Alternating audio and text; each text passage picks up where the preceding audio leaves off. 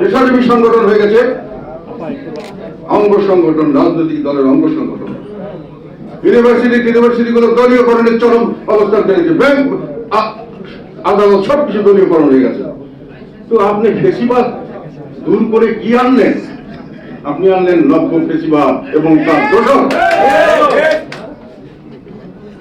আপনার যেখানে যান, রাস্তাঘাটে, ফুটপাত, ঘাট, মাঠ, কোন জায়গায় চাঁদাবাজি কি কোনো বন্ধ হয়েছে?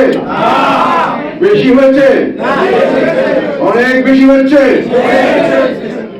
কোনখানে কি দুর্নীতি ছাড়া কোনো কাজ হচ্ছে? অফিস আদালতে ট্রান্সফার প্রমোশন থেকে শুরু করে টেন্ডারিং করা কোনখানে কি কম হচ্ছে?